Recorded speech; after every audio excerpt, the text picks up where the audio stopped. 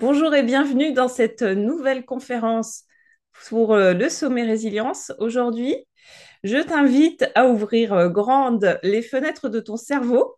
On va faire rentrer une grande bourrasque d'air frais et voir, en fait, imaginer un nouveau possible pour le monde de demain. Donc, tout de suite, une petite bande-annonce.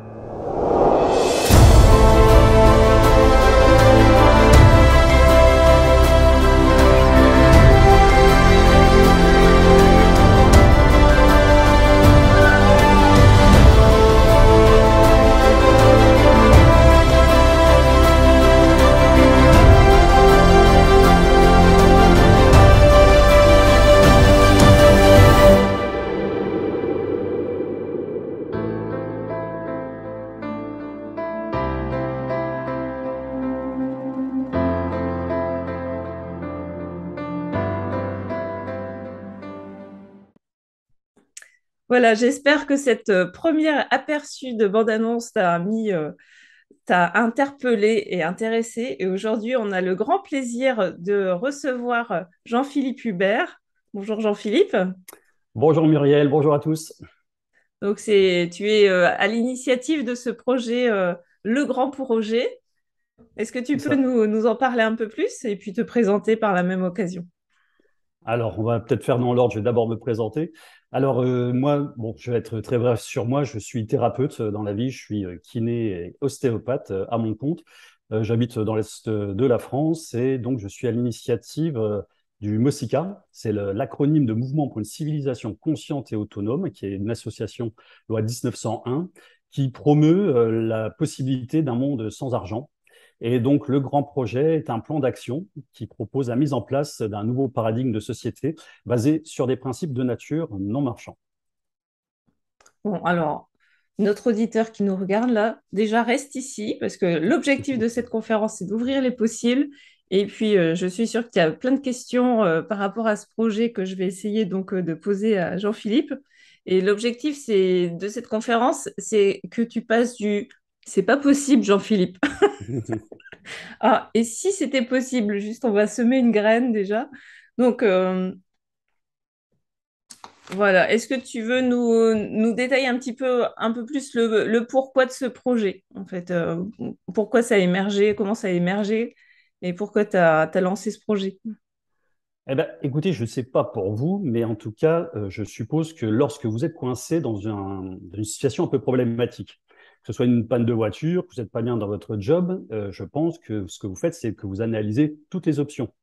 Hein, si vous n'êtes pas bien en couple, vous n'allez pas que rester avec la personne et essayer de deviner comment faire pour que ça s'arrange. Vous allez peut-être aussi penser à quitter cette personne-là. Hein, et c'est particulièrement important, par exemple, si vous êtes avec quelqu'un de violent. Et donc, si tu veux, c'est exactement la même chose. Le point de départ, ça a été ça, c'est d'analyser toutes les options que nous avons. Enfin, on est dans une situation extrêmement grave et nous ne pouvons pas que nous contenter de rester dans le système marchand qui est problématique depuis longtemps. Hein, on est quand même bien d'accord que les problèmes de riches, de pauvres, de dominants, de dominés, de misère, alors qu'on peut nourrir tout le monde, de cette vision qu'on a de notre planète, comme quoi c'est des ressources à vendre pour enrichir des comptes en banque, c'est quand même pas d'hier que ça date.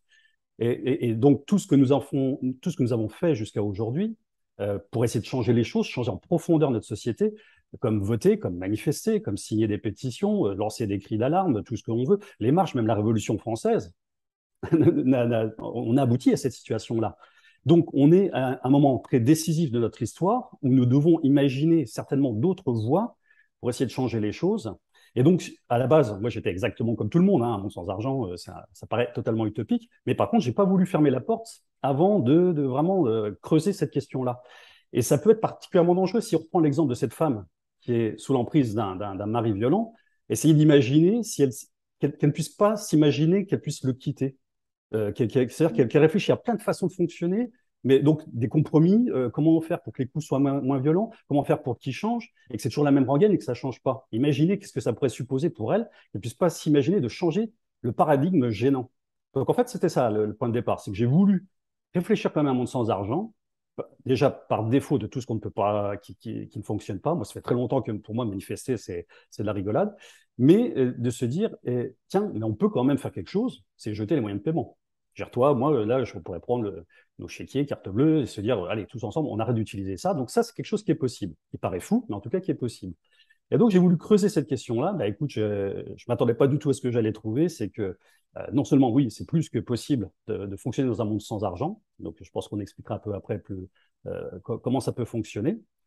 Mais non seulement, c'est à mon avis, on sous-estime à quel point ça va nous apporter un bonheur de dingue par rapport au nombre de résolutions de problèmes que nous avons aujourd'hui.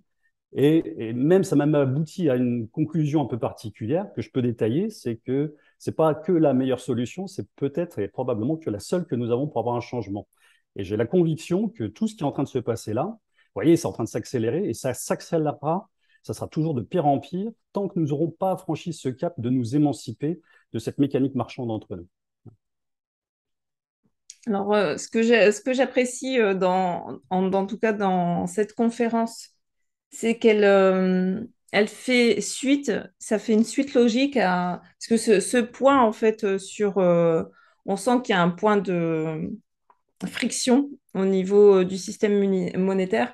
Et quand j'avais organisé le sommet des oasis, justement, on avait abordé cette question du modèle économique, comment on fait pour qu'une oasis soit pérenne. Voilà, dans cette question d'autonomie, il y a forcément la question de l'argent qui arrive. Donc, on avait commencé à traiter les monnaies alternatives. On avait eu l'histoire de la monnaie. D'ailleurs, je vous invite, si vous ne l'avez pas vue, à la regarder en préambule à cette conférence parce que finalement, ça amène un peu le sujet. Et c'est intéressant de repencher sur l'histoire parce que ça permet d'éclairer avec un autre angle cette histoire de l'argent et puis finalement, pourquoi l'argent serait le problème.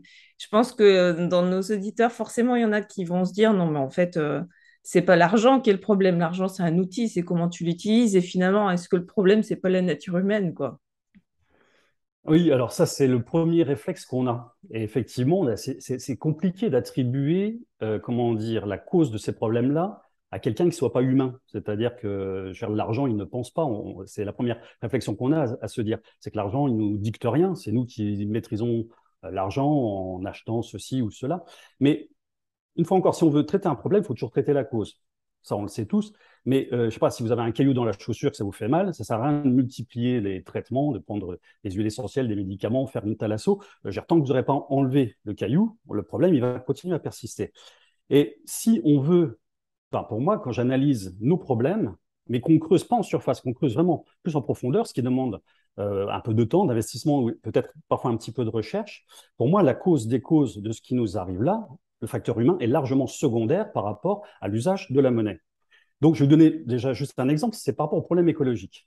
Donc, on est tous d'accord que ce soit les déchets, la déforestation, l'épuisement des ressources, la pollution, de l'eau, des gaz, de tout ça, ça a la même origine. Tout le monde est absolument d'accord, c'est un consensus, c'est la surconsommation.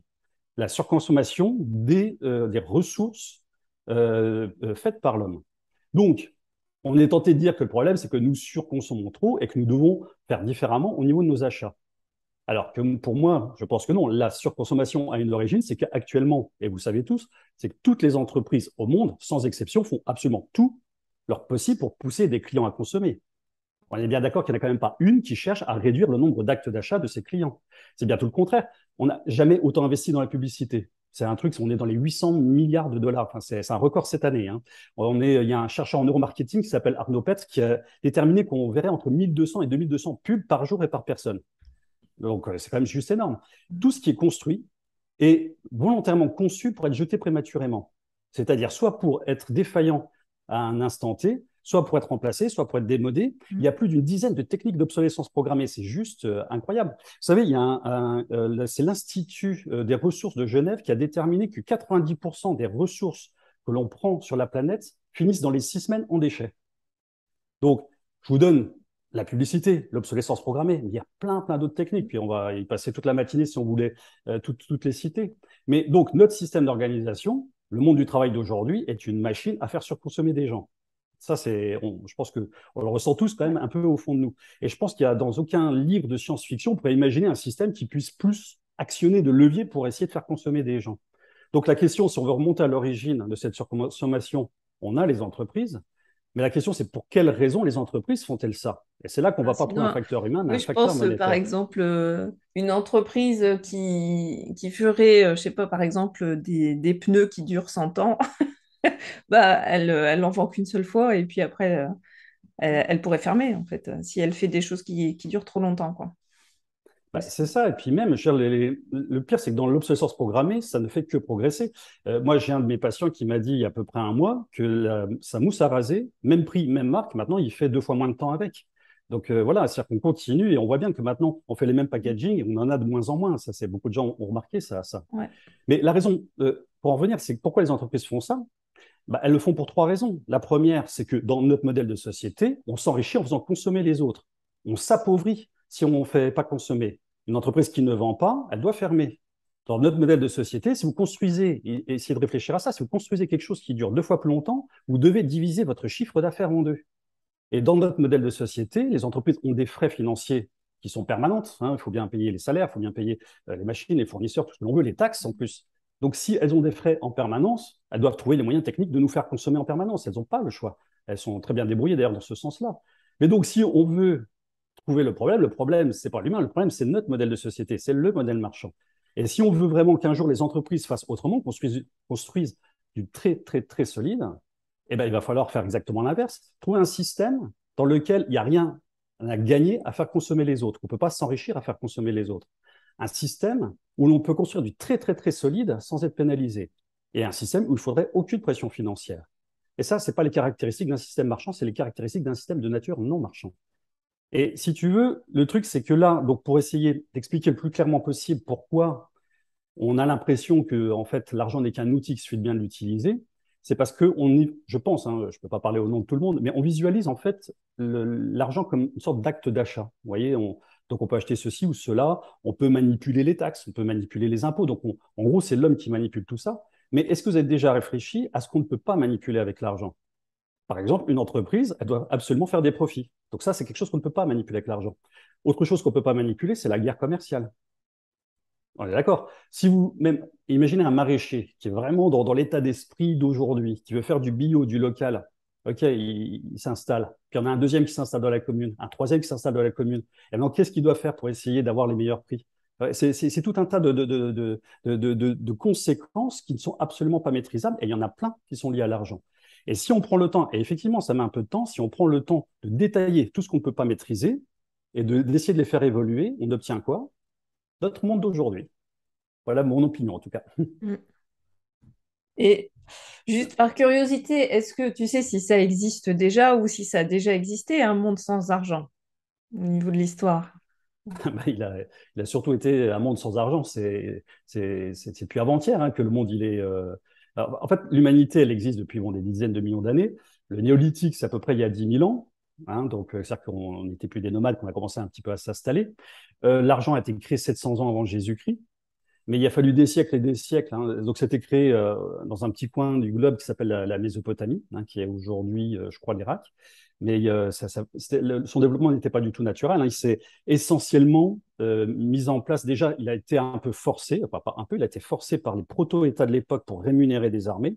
Donc, ce n'était pas pour faciliter les échanges comme le mythe veut nous le faire croire. Et après, il a fallu des siècles et des siècles pour qu'il s'impose partout sur le globe, mais essentiellement à coup de colonisation, avec des guerres, avec des invasions, principalement comme ça. Et du moment qu'il a dû englober toute la surface, de toute façon, on a encore des témoins de personnes qui étaient au début du siècle dernier ou qui avaient des grands-parents dans des villages où l'argent n'existait pas. Et aujourd'hui, oui, il existe, bon, il y a les chasseurs-cueilleurs, bien sûr, mais pour moi, le monde sans argent, c'est pas du tout des chasseurs-cueilleurs, c'est pas du tout ça à quoi on va aller, parce qu'on va conserver absolument toutes nos compétences, nos outils d'aujourd'hui. Mais aujourd'hui, il reste quand même une ville qui est assez intéressante. Enfin, c'est pas une ville, c'est une région près de l'île de Java qui s'appelle le Chiptadjela, où ils sont 30 000 à vivre avec pas mal de modernité. Ils vivent sans argent. Et donc, c'est quand même une preuve vivante qu'une logistique nombreuse peut fonctionner sans argent, que des principes non marchands peuvent faire société. Ça, c'est hyper intéressant parce que justement, je pense que la plupart des gens, ils ont peur qu'on revienne à l'âge de pierre si on a un monde sans argent. Donc là, tu nous dis que ça existe au jour d'aujourd'hui et c'est pas en une communauté de 150 personnes, c'est sur une île où il y a 30 000 personnes, quoi. Mais bien sûr que ça peut exister. Après, il faut bien voir en tête, dans le milieu, parce qu'il n'y a pas que le Mossica qui pense à un monde sans argent, il y a d'autres mouvements, d'autres groupes. On appelle ça beaucoup les post-monétaires. Donc, ce n'est pas un terme officiel, mais c'est vrai qu'on appelle ça les post-monétaires. C'est important, le post-monétaire. C'est pas le retour à l'avance, c'est l'après. C'est-à-dire qu'on va conserver forcément toutes les connaissances qu'on a aujourd'hui. Pourquoi on reviendra à l'âge de pierre? On ne va pas avoir le niveau intellectuel, je dirais, des hommes préhistoriques. On va pas, on sait faire quand même beaucoup d'autres choses. Donc le meilleur, on va le conserver. Et surtout, ce qu'on a de nouveau qu'on n'avait pas à l'époque, et c'est peut-être ça qui faisait défaut, hein, peut-être que l'argent était nécessaire au cours de notre histoire, mais c'est qu'on a maintenant des logiciels d'organisation, de gestion qu'on a. Donc on peut savoir comment répartir les tâches, comment répartir les ressources. On a ces outils-là qui n'existaient pas avant, qui peuvent faciliter et permettre ce système de nature non marchand. Mhm. Bon, on peut peut-être rentrer un peu dans la pratique, en fait. Comment tu verrais un monde sans argent? Comment ça peut marcher, en fait? Alors, dans le monde sans argent, il y a ce qui est pour nous des principes fondamentaux. Mais en sachant que dans les principes fondamentaux, il y a plein de modalités. Comme aujourd'hui, dans le système marchand, bah, vous voyez bien d'un pays à un autre, les lois sont un peu différentes. Et dans le système non marchand, ça sera la même chose. Il n'y a pas une façon de pouvoir fonctionner. Il peut y en avoir des millions. Donc là, pour nous, les principes fondamentaux, ils sont clairs. Il faut surtout oublier le terme d'échange. C'est-à-dire que ce ne sera pas du tout le troc. Donc, je reviens à ce que je disais, les sociétés du troc n'ont jamais existé, parce que la double coïncidence des besoins est beaucoup trop laborieuse, hein. Un coiffeur ne va pas faire une coupe de cheveux à chaque fois qu'il va demander une baguette à son boulanger. Donc, en fait, il faut oublier cette idée de je donne qu'à condition qu'on me redonne quelque chose, mais vraiment un système de mutualisation où on regroupe les personnes par secteur. Nous, ce qu'on propose, c'est que chacun puisse aller dans le secteur de son choix, ou les secteurs de son choix, parce que je pense qu'on est plus polyvalent que ce qu'on veut nous faire croire. Mais allez, chacun dans le secteur de son choix. Donc nous, on a regroupé, vous pouvez le voir sur le site, ces 12 secteurs, comme l'alimentation, comme les soins, comme voir la réparation, tout ce genre de trucs. Et donc chaque secteur assure gratuitement son rôle pour les autres.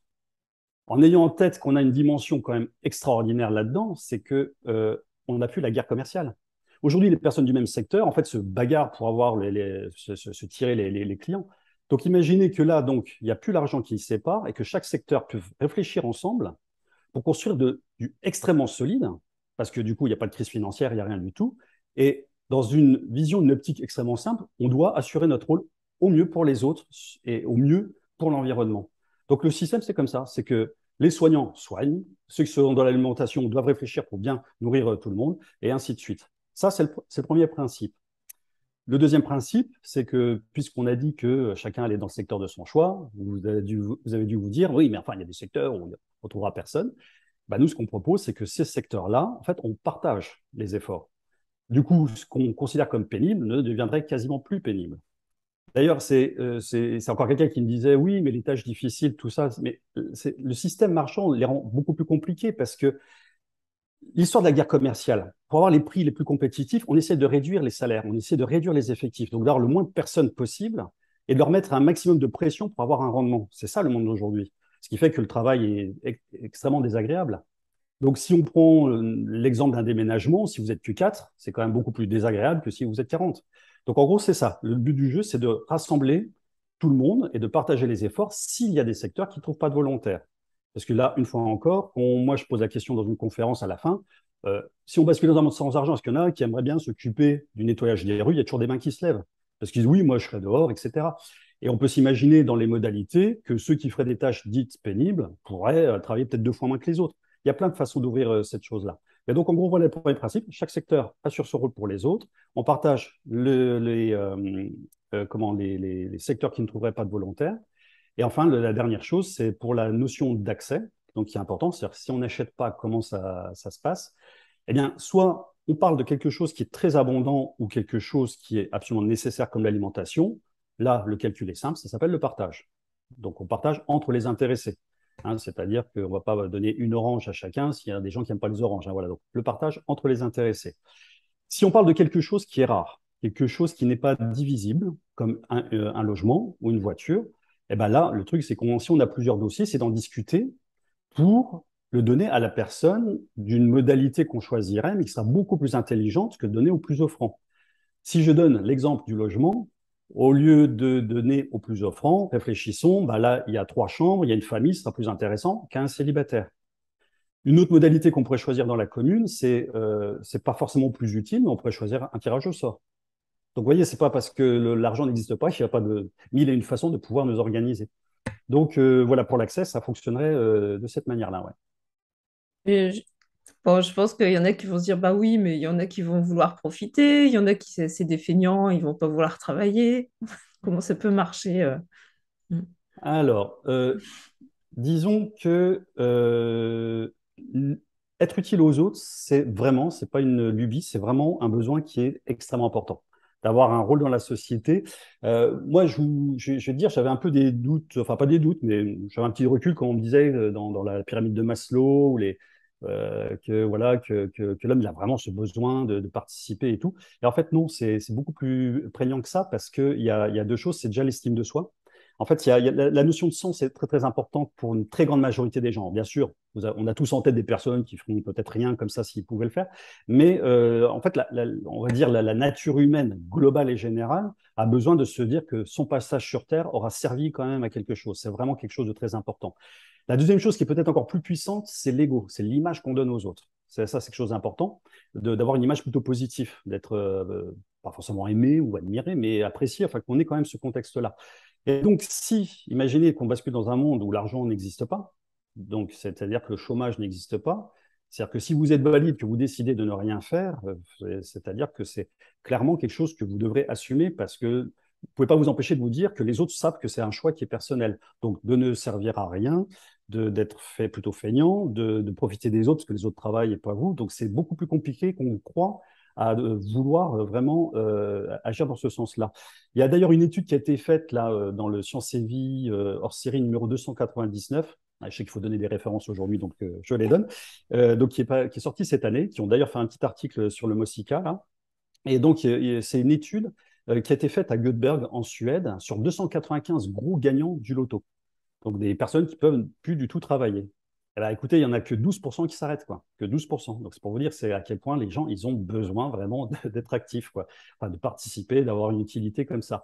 Après, rajouter en plus à cela que l'engouement va être quelque chose quand même de particulier, parce que là aussi où notre situation nous trompe, à mon avis, c'est parce que comment dire, on a l'impression que tout le monde déteste son travail. Mais il faut se poser la question des conditions de travail, parce que les gens, beaucoup font des débouchés, c'est-à-dire qu'ils ne suivent pas du tout leur vocation. On a la pression du chiffre, on doit battre des concurrents, on a cette pression financière qui fait que le travail est stress, le travail est anxiété aujourd'hui.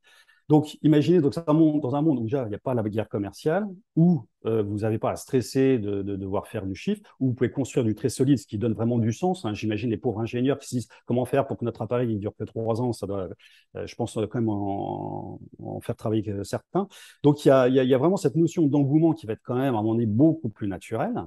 Et enfin, en dernier recours, si jamais ça pose un problème que certains ne fassent rien, parce que ça peut très bien fonctionner, à mon avis, à 88% des personnes qui agissent, mais si certains font rien, on peut toujours mettre une règle de dire qu'on fabrique pour ceux qui ont participé une quantité, voilà. Et c'est ce qu'on fait déjà aujourd'hui, par exemple, dans les AMAP. Les AMAP, vous savez, l'association pour le Pour le mouvement maintien de des, l'agriculture paysanne. Je te remercie, Muriel, c'est ça. Et oui, dans les AMAP, en fait, on cotise en début d'année, mais on distribue voilà, de part égale à tous ceux qui font partie d'une AMAP. Et si on prend les cas des épiceries solidaires, donc les épiceries qui sont beaucoup moins chères parce que les employés sont des bénévoles, ils ont un bureau, ce qu'ils appellent un bureau des membres. Ils notent que tous ceux qui ont bien fait leurs 3 heures dans la semaine et ceux qui ont participé ont accès à cette épicerie. Donc, on peut toujours, de toute façon, limiter et gérer d'une autre manière qu'aujourd'hui ces notions d'abus. Mais après, une fois encore, il y a plein de modalités possibles hein, pour pouvoir nous organiser. Mais en tout cas, les abus, ce n'est pas quelque chose de très compliqué, à mon avis, à gérer. Est-ce que finalement, ce système, ça permettrait d'assurer, on va dire, les biens nécessaires pour ouais, les biens nécessaires et essentiels, on va dire, pour tout le monde? Mais ouais, et les deux questions que je me pose, c'est ça. Est-ce que, bon, en fait, on peut avoir accès, parce qu'au jour d'aujourd'hui, oui, si on a de l'argent, en fait, on peut s'acheter des choses, des biens qui sont pas parmi les biens essentiels, mais qui peuvent faire plaisir, hein. Moi, personnellement, j'ai une harpe à pédales, donc voilà. Mais il y en a, ils sont passionnés par les voitures, il y en a qui ont envie de faire des voyages, donc comment ça marche pour ces choses-là, quoi. Et puis la deuxième question, c'est comment, bon, on peut imaginer qu'on s'organise localement et puis qu'on arrive à s'organiser au niveau de la santé, de l'alimentation, mais comment ça marche aussi pour tout ce qui est, on va dire, biens qui sont au jour d'aujourd'hui gérés à un niveau beaucoup plus grand, quoi, au niveau national pour tout ce qui est, je sais pas, l'énergie, le transport, l'Internet, le téléphone. Alors, je vais déjà répondre à la première question.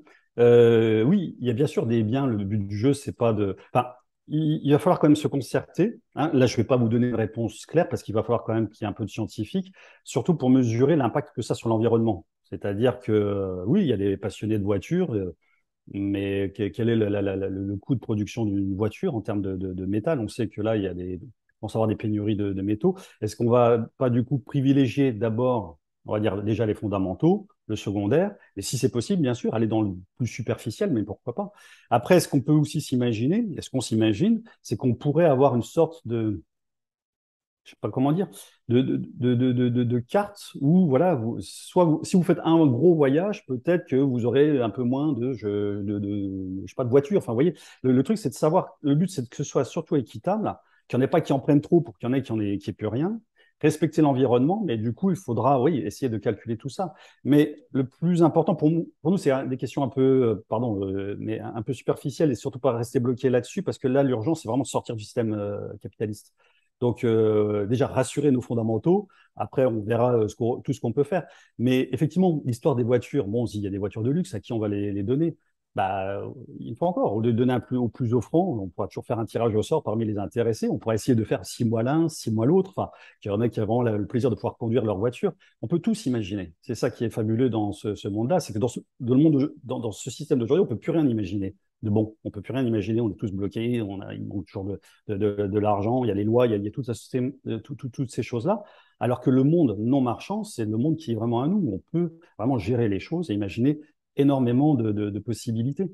Et pour répondre à ta deuxième question, donc tu parlais d'Internet, tu parlais de la téléphonie, Mm. euh, bah moi je vous invite d'avoir en tête que nous avons fait le 99% du chemin, c'est-à-dire que tous les outils là sont en place, tous les réseaux sont en place. C'est-à-dire qu'il n'y a plus qu'à nous de les faire fonctionner, c'est nous qui savons les faire fonctionner.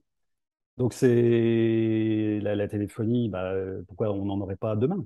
En sachant que la téléphonie, si vous voulez en avoir, il faudrait très probablement sortir du système marchand rapidement, parce que c'est ce que dit, je ne sais pas si tu connais Aurore Stéphan, qui est une ingénieure dans les minerais. Elle dit, ce monde futuriste que tout le monde s'imagine avec plein d'écrans, vous pouvez courir, ça sera jamais ça, parce que tous les métaux, on a de plus en plus du mal à en trouver, et que là, bientôt, avoir tous un téléphone portable, c'est pas possible. Mais pour quelle raison? C'est parce que le métal, on le prend, on le jette, on le prend, on le jette. C'est tout du jetable. Allez, les canettes et on y va. Le but du jeu, c'est voilà, la machine marchande nous a fait épuiser plein de métaux bêtement, parce qu'elles finissent, comme je disais tout à l'heure, à 90% en déchets dans les 6 semaines. C'est fou. Donc, On a du mal à s'imaginer hein, quand même, hein. ah ouais, non, mais la machine marchande, mettez tout bout à bout, toutes les techniques de surconsommation, Et ce qui serait vraiment curieux de savoir, c'est parce que on est devenus des génies dans tous les domaines. C'est incroyable. Les pires comme les meilleurs. On est devenus vraiment des génies. Et on est forcément des génies dans la solidité, dans la durabilité. Mais on ne peut pas l'exploiter à cause du système marchand. C'est quand même dingue. Je suis sûr que des appareils électroménagers, on pourrait en faire qui durent 30 ans ou 40 ans, Bah, où on ça pourrait existait avant, hein. modifier. Pour Oui, la c'est ce qui petite se faisait maintenant. histoire de ma famille, en fait, il travaillait dans l'électroménager. Et donc, mon grand-père, il a vendu les premières machines à laver, Miel, à l'époque. Et dans ma famille, en fait, on avait une machine à laver, elle avait plus de 30 ans. Donc, c'est tout à fait possible. Ah, ça me rend dingue d'entendre ça, mais c'est vrai, oui. Mais il y a plein d'appareils des années 80 qui fonctionnaient plus, quoi. Et c'est pour ça ça fait partie de ces choses où vraiment la mécanique marchande. C'est vrai que les gens ils ont du mal à imaginer qu'on puisse sortir du système marchand, mais vous imaginez comment qu'un système marchand va continuer s'il n'y a plus rien à vendre, quoi. Enfin, Mm. je pense qu'on est au bout voilà. Enfin, on a quand même, je sais pas, dès lors qu'on a installé le système marchand partout sur le globe, on va dire il y a les 150, 200 ans, on a réussi à faire une déforestation massive, la sixième extinction de masse. On a épuisé la majeure partie des stocks de pétrole, alors qu'il a fallu quand même 150 à 300 millions d'années quand même pour les avoir. Là, les minerais, on commence à devenir que c'est rare, et puis on veut encore continuer à faire un système où toutes les entreprises vont vouloir faire consommer des gens. Enfin, pour moi, voilà, je pense que ça touche à sa fin. Voilà. C'est à la fin d'une ère, mais tant mieux.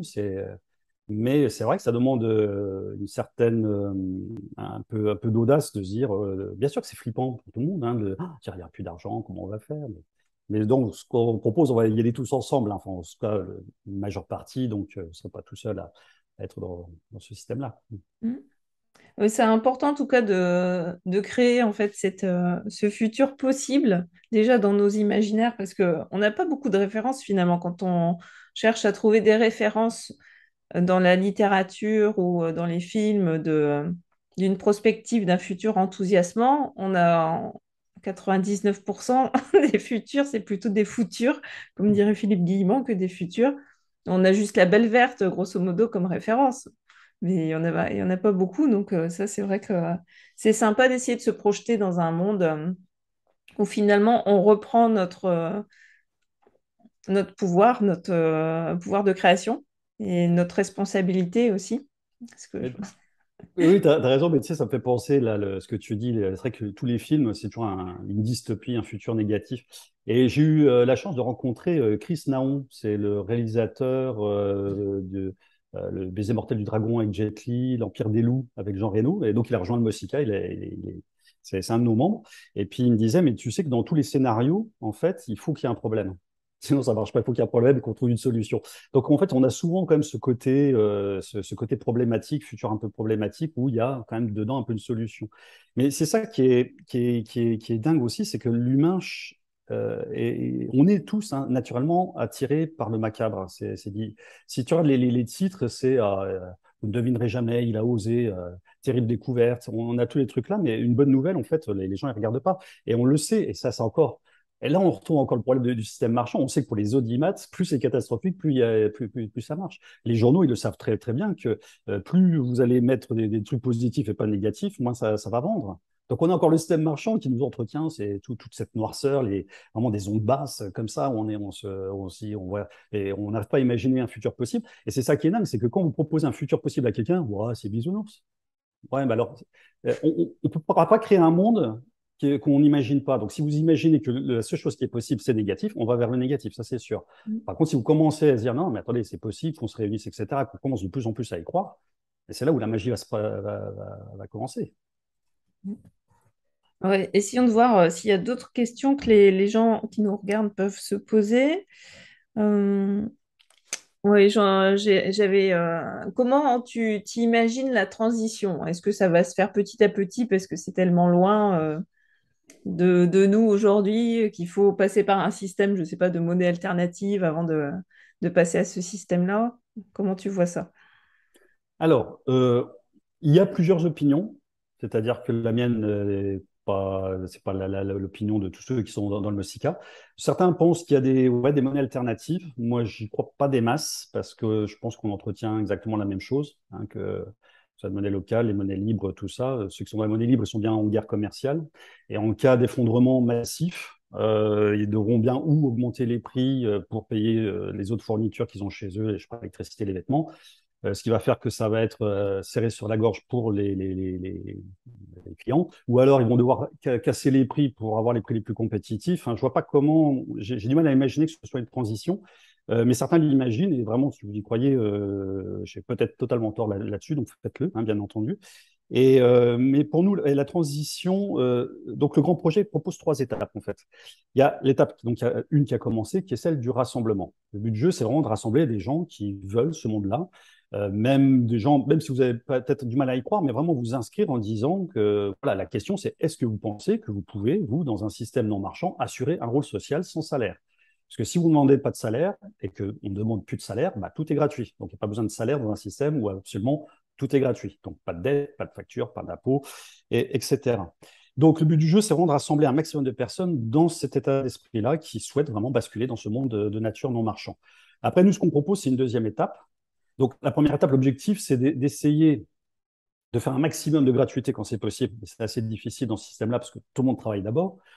De faire un maximum d'autonomie parce que ça peut être un peu rassurant. Mais là aussi, c'est très compliqué d'avoir une autonomie de jardin pour la plupart des gens. Même ceux qui ont un jardin, ils n'ont pas forcément le temps après le travail et l'énergie.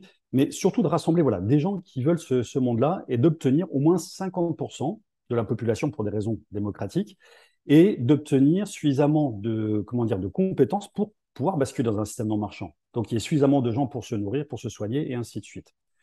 Donc ça, c'est la première étape, c'est tout ça. Maximum de gratuité et d'autonomie et rassembler au moins 50% de la population sur un même territoire. La deuxième étape, c'est celle de préparation. Donc c'est-à-dire qu'une fois qu'on a ces 50%-là, on ne va pas tout de suite basculer dans un monde non marchand, on va essayer de trouver, de convenir d'une date, et là, on prépare tout. Donc on a actuellement une plateforme qui est sur app.mosica.org où on peut avoir toutes les assemblées.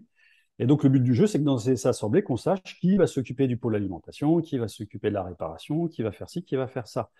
Et une fois qu'on est prêt, on bascule simultanément dans ce système-là. C'est-à-dire qu'on enchaîne tout de suite pour faire tourner nos compétences. Et donc, c'est quelque part le même schéma un peu que le Brexit. Donc, c'est-à-dire que le Brexit, c'est pas, vous voyez, entre le référendum et le jour où ils sont passés, il s'est écoulé, je ne sais plus, peut-être 3 ans. Donc voilà, on ne va pas basculer dans le vide, on va basculer quand on est certain que tout sera bien en place. Donc c'est ça que nous proposons. Et pour répondre à une question qu'on nous dit souvent, mais pourquoi pas petit à petit faire un peu de la gratuité? Ah bah, parce que simplement, c'est impossible, quasiment. Les gens disent, ouais, il faudrait d'abord commencer par un village où tout est gratuit, mais là, les gens dans le village, ils doivent payer des taxes foncières, des taxes de tout ordre. Ils ont de l'électricité. Dans le village, vous ne pouvez pas construire vos vêtements, vous ne pouvez pas construire les lunettes. Donc, en fait, un village où tout est gratuit, dans un monde où tout est payant, enfin, quasiment personne, enfin, c'est pas quasiment, personne n'y arrive. Hein, donc, on aimerait bien, parce que je pense que c'est un peu plus confortable d'y aller petit à petit. Mais la seule chose, il faut être face à la réalité, c'est que c'est très, très difficile. Alors, il y a quand même des sociétés qui arrivent à faire quelque chose qui est très intéressant, assez compliqué à faire, mais très intéressant. Ils vivent tous, par exemple, en vendant, je sais pas, une ressource, des olives comme ça. Et donc ça, c'est juste pour payer ce qu'ils ne peuvent pas produire dans le village, mais à l'intérieur du village, tout va être gratuit entre eux. Donc ça, c'est des choses qui peuvent se faire. Mais ça demande une sacrée logistique de villageois pour pouvoir se faire. Donc voilà, première étape, rassemblement. Deuxième étape, préparation. Troisième étape, transition. Ça veut dire que ça nécessite de développer des compétences dans le vivre ensemble et puis dans les modèles démocratiques un peu de décision. Euh, Donc, c'est une Oui, partie que vous traitez aussi dans le grand projet. exactement, Muriel. En fait, on propose un modèle de prise de décision démocratique qui s'appelle l'ODG, Organisation démocratique globale. En fait, c'est pour prendre 5 niveaux de décision géographique. La première, ce serait les décisions concernant un quartier, mais donc ce niveau-là est facultatif. Hein. Dans un village, on ne va pas sous-diviser en quartiers. Mais donc le deuxième niveau, c'est le niveau commune. Donc c'est une sorte de mairie, si vous voulez. Après, il y a la communauté de communes, qui correspondrait plus à une région. Le quatrième niveau, c'est les décisions au niveau national. Et le cinquième niveau, c'est les décisions qui concerneraient l'humanité. Donc, pour nous, alors là, on n'a rien inventé, hein, c'est des choses qui existent déjà, mais c'est d'élire des coordinateurs qui sont pas là pour prendre des décisions, mais faire remonter les informations et essayer, voilà, de les traiter dans une manière démocratique. Mais donc ça, les gens, je sais pas si vous posez la question, mais ça existe déjà aujourd'hui, hein, donc ça, c'est un savoir-faire que l'on a. Je vous invite à regarder les vidéos qu'on peut trouver sur Joe Spiegel, le maire de Kingersheim. Donc, c'est une commune de 16 000 habitants où le maire, lui, il prend quasiment aucune décision. Et donc, il fait des assemblées avec, je crois, je dis peut-être une bêtise, mais je crois qu'il y a une cinquantaine de personnes. Il doit y avoir 10 professionnels, 10, comment dire, 10 experts, hein, puisque les décisions de construire ceci ou cela, c'est bien d'avoir des experts aussi. 10 experts, 20 personnes qui sont partie prenante et 20 personnes qui sont tirées au sort. Voilà. Et donc, c'est des systèmes voilà, autogérés. Hein, donc, bien sûr, toutes les décisions autogérées, on peut pas ramener tout le monde dans une commune, dans la même salle de 1000 ou 3000 personnes pour prendre des décisions. Mais en tout cas, on peut faire beaucoup mieux que d'avoir des dirigeants qui décident de tout en haut, quoi. Ça veut dire qu'on remet du bon sens un peu partout, ça serait chouette. Oui. Mais de toute façon, le sans argent va très bien avec le sans dirigeant. Hein. Parce que les pouvoirs très très forts, il y a forcément du financement et de l'argent derrière. Donc, si Ah on oui, veut de ça. l'autogestion et vraiment prendre des décisions par des personnes concernées par les décisions, voilà, faut aller dans l'autogéré. Et ça, ce sont vraiment des compétences que nous avons de plus en plus. Il y a un métier qui existe, qui se développe beaucoup, c'est les facilitateurs, hein, voilà, les animateurs. Moi, je vois en fait dans ma commune à Nancy, j'ai eu la chance de rencontrer celui qui est chargé de la démocratie citoyenne. Et donc, il y a 11 quartiers où ils prennent vraiment les décisions, il faut remonter ça, mais à la fin, c'est le maire qui décide. Bon, voilà, donc mais ça pour dire qu'en tout cas, en termes de structure, on arrive à prendre des décisions, on peut prendre des informations, voir comment les gens voient leur vie, ce qu'ils aimeraient voir, et donc, on peut faire Mm. beaucoup mieux qu'aujourd'hui. Ouais, bah, ça va dans le bon sens. Est-ce que c'est franco-français et puis c'est surtout en France ce mouvement ou ça essaime un peu ailleurs aussi? Alors, pour tout te dire, donc c'est quelque chose qui est en évolution permanente. On a des membres sur quand même ouais, plusieurs dizaines de pays, je crois 80 pays. Mais c'est vrai que donc le cœur a été lancé en France, donc on a beaucoup de communautés francophones. Donc on a des assemblées bien sûr chez nos amis québécois, nos amis belges, nos amis suisses, nos amis qui sont aussi pas mal en Afrique. Et après, donc nous, on a besoin pour que ça se développe dans les autres pays, qui est vraiment une autre équipe qui fonctionne comme nous, parce que nous, on ne peut pas gérer. On a commencé à vouloir faire ça, c'est-à-dire à essayer de chapeauter un petit peu tout, mais en fait, ça devient une charge trop compliquée. Puis surtout que dans notre site internet, on ramène des livres qui parlent d'un monde sans argent, on ramène des articles qui parlent d'un monde sans argent, et donc on met ceux qui sont en français. Voilà, mais tout est prêt pour que ça puisse se développer à l'international. Mm. Tu sais si ça existe déjà aussi à l'international enfin, des projets similaires ou... Ouais, il y a des idées. Alors, le truc, c'est la méthode qui est différente, mais la finalité, c'est le monde sans argent. Il y a bien sûr le projet Vénus de Jacques Fresco. Il y a Colin Turner, que j'aime beaucoup, qui avait lancé la Free World Charter. Il y a un groupe qui doit être anglais, qui s'appelle le socialisme. Donc, j'aime pas trop le terme, mais ouais, il y a eux. J'ai entendu ça il y a pas très longtemps, je les connais pas trop, mais ils sont pour un monde sans argent aussi. Il y a qui d'autre? Je suis désolé, j'ai l'impression que je vais en oublier, désolé Oui, pour eux. oui, bah, en Mais plus, voilà, mais il y en a d'autres, il y en a d'autres, ouais. Mm. c'est c'est comme ça en live, hein, les questions, donc tu réponds comme tu peux. Je suis, bah, justement, une question, dernière petite question, parce que le temps avance. Au niveau, j'ai l'impression que c'est un projet qui est merveilleux pour, on va dire, 99% de la population, pour autant qu'ils prennent conscience que bah, c'est possible et ils ont tout intérêt. Est-ce que, il y a quand même des personnes ben, qui seraient réfractaires à ce type enfin, sans doute, oui, à ce type de projet. Enfin, je pense qu'il y a. Notre Tu- système monétaire aujourd'hui profite surtout à 1% des plus riches qui détiennent 80% des biens. Donc, je pense que c'est. Est-ce que finalement ces personnes-là peuvent faire capoter le projet parce qu'il y a des intérêts, il y a des intérêts financiers tellement énormes. On voit déjà, en fait, dans le domaine de l'industrie pharmaceutique, toutes les dérives qu'il peut y avoir à cause de l'argent. Donc là, finalement, en fait, cette idée, en fait, ça peut être le grain de sable qui fait, bah, qui sauve, qui nous sauve, mais en tout cas qui, voilà, qui fait tomber de leur piédestal certaines personnes qui se sont accaparées finalement beaucoup de pouvoir et beaucoup. Hmm. Mm. Bah, Ouais. j'invite vraiment à avoir conscience que ils ont besoin de nous, nous n'avons pas besoin d'eux. Hein. C'est nous qui savons faire tout ce qui est utile, hein, les vêtements, l'alimentation, tout ça. Donc vraiment avoir cette conscience que c'est nous les maîtres du monde, hein, pas eux. Hein, et voilà. Je pense que notre position de soumission, c'est ce qui les rend forts. Hein, mais imaginez, on est bien plus nombreux en nombre et bien plus forts. Bien sûr qu'ils vont certainement essayer de faire capoter tout ça, mais on ne peut pas arrêter une idée lorsqu'elle est venue. Hein, c'est ce que disait Victor Hugo. Hmm. C'est-à-dire qu'ils peuvent faire tout ce qu'ils veulent. Déjà, il va falloir réussir à maintenir le système marchand encore longtemps. Je dirais rien que ça, c'est très compliqué pour eux parce qu'il s'effondre de lui-même. C'est pas parce que moi je suis en train de vous dire qu'il faut sortir du système marchand que ça va se faire. Je pense que par lui-même, ils ne vont pas réussir à le maintenir très longtemps. Hein. On revient à l'épuisement des ressources qui fait que ça ne peut plus tourner de toute façon. Donc, et je pense qu'ils sont peut-être pas si sûrs d'eux-mêmes que ça. Je pense qu'ils peut-être certains doivent commencer à voir le vent un petit peu tourner parce qu'il y a beaucoup de prises de conscience qui sont faites parce qu'on se rassemble même entre intercollectifs, même si ça c'est un truc qui est très sympa aujourd'hui, c'est que même si on n'est pas toujours d'accord sur le modèle économique. Par contre, il y a de plus en plus de respect entre qu'avant. On se tire moins le ah, tiens, c'est toi qui as raison, c'est toi qui as raison. Je trouve que il y a beaucoup d'envie d'ailleurs de rassembler tout le monde. Hein. Moi, je suis hyper sollicité de faire une sorte de fédération de plein d'associations, tout ça. Puis il y a plein d'associations qui sont en train de naître aussi. Ça montre à quel point les choses bougent. Alors c'est sûr que là, on a l'impression de se dire qu'on est un peu dans le désespoir, que c'est la fin du monde et tout ça, mais non, c'est justement parce qu'on est en crise aiguë que le renouveau va arriver. C'est vraiment moi, je vois beaucoup ça comme un accouchement, en Hmm. fait.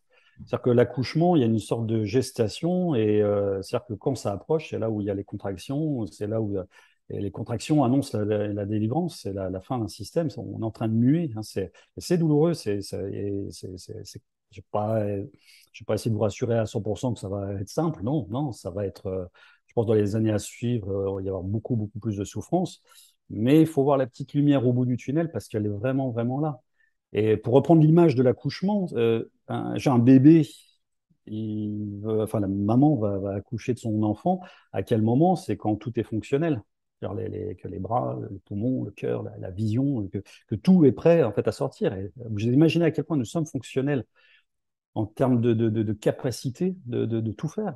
Que ce soit l'autogestion, ce soit nous nourrir, ce soit nous faciliter. On a des outils pour plus travailler comme on travaillait il y a 100 ans. Tout est là, tout est là.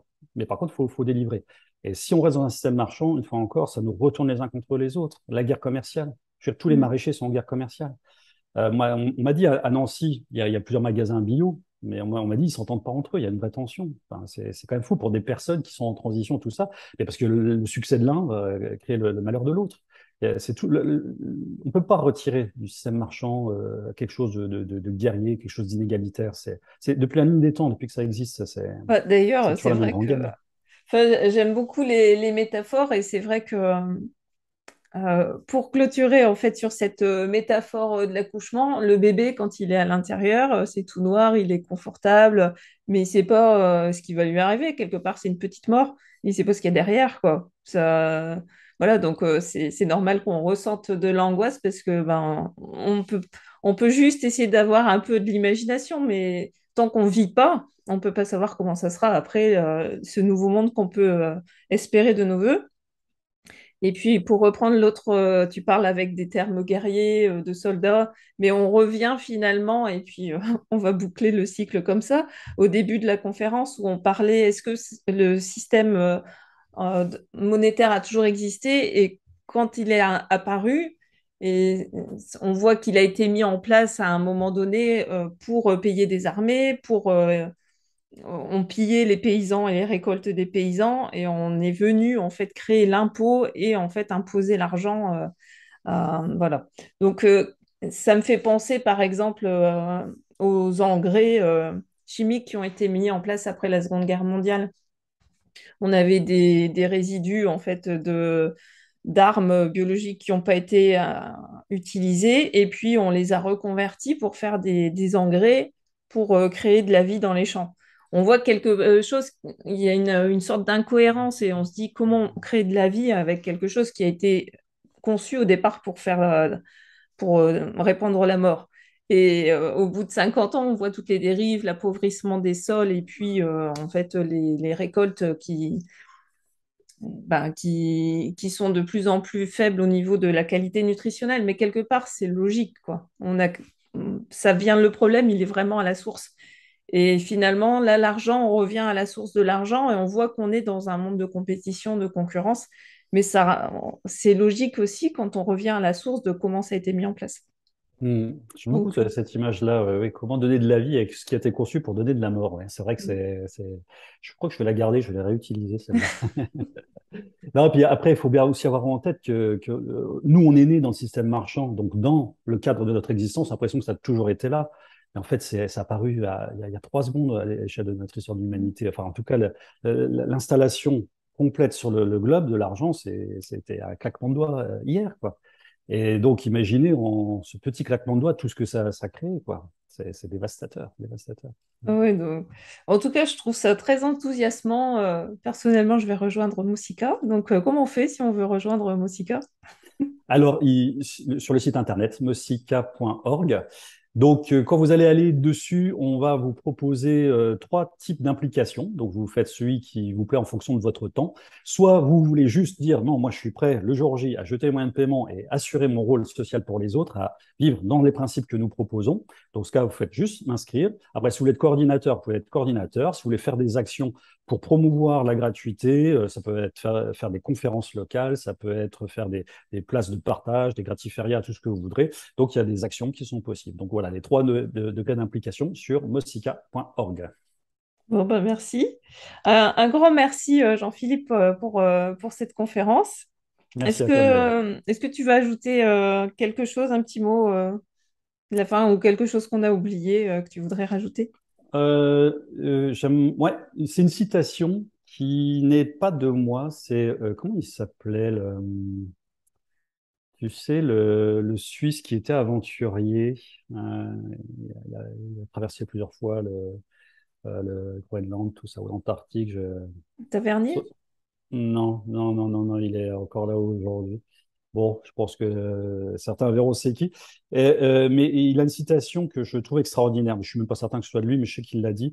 C'est que si on veut avancer, il faut 5% de réponse. Ceux qui veulent 100% de garantie pour avancer restent sur place.